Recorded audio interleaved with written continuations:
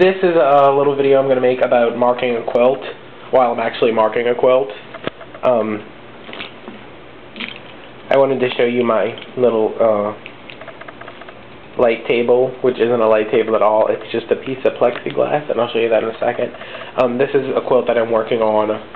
I designed it to have a lot of quilting spaces, so it's pretty much just a 16-inch center, 4-inch border, 6-inch border, 8-inch purple border, 10-inch black border.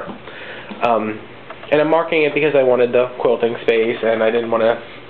I like freehand better, but I think it needed, you know, some planned quilting. So this is a little urn that I drew. You can barely see it, but I'm going to turn off my overhead light, which makes you can't see it even more, and then reach underneath here and turn on my lamp. And that is the marked design underneath that I followed with the blue water-soluble pen until my little nib thing got all worn out, and then I switched to, this is the marker, this is the pen, this is the white clover pen, which is just dead. I've got about 5 of them and none of them will write anymore.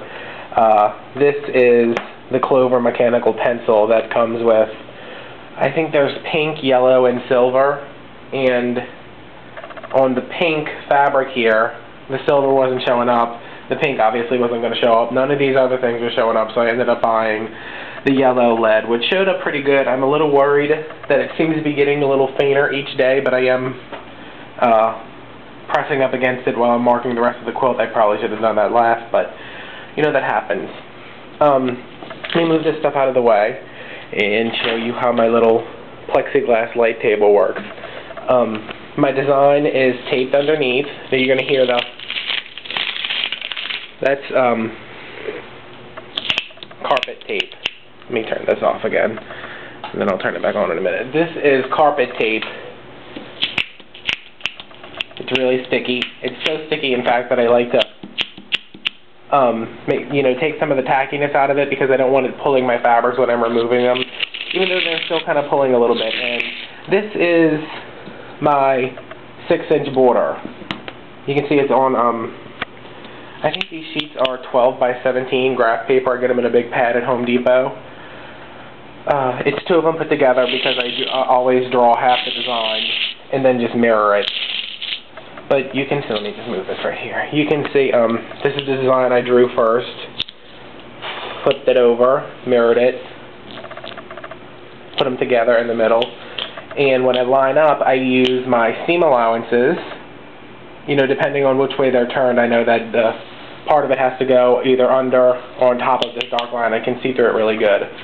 Now, of course, I still have my backing on here for my last quilt, but that is a little clip-on desk lamp from Walmart for like $10.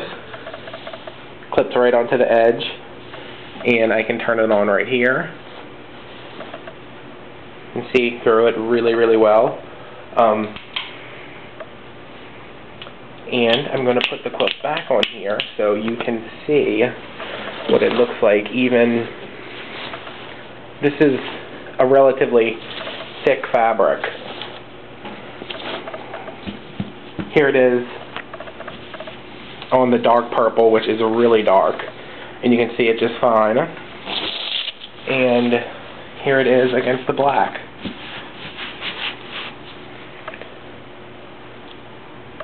I mean, I can see that fine. And the black and the purple are going to be a lot easier to mark because they're not light like the green and they're not a weird mid-tone like the pink. But yeah, this sheet of plexiglass is, I think it's 2.5 by 3. It's about $35 at Home Depot. I have 2 of them. There's all my, that's what it takes, that whole pile of crap right there, that's what it takes for me to design motifs. So, yeah, that is it. Just thought, good information there.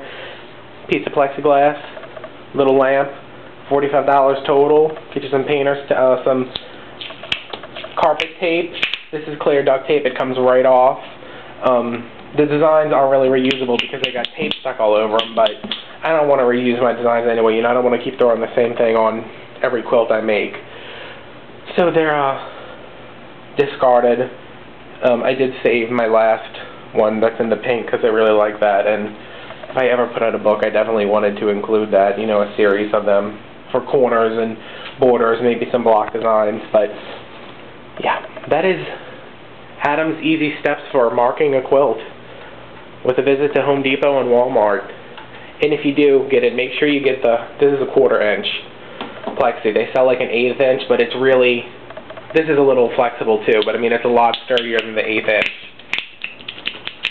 So yeah, and the carpet tape is absolutely essential, because once you get it stuck on there, it's not moving. I even have a line down the middle, because the fabric in the border will shift a little bit. You know, when you're tracing in this area, it'll shift some, but it's really easy to trace over the tape. So there's a piece in the middle, a piece at the top, if I have to tug something into place, and a piece at the bottom if I have to tug it down. So, that's it. Give it a try. It's fun times. It's definitely a lot easier than buying some big, huge piece of equipment, or, you know, spending $100 on an actual light box, when you can just stick one on top of your table and be done with it. Alright. Peace out, y'all.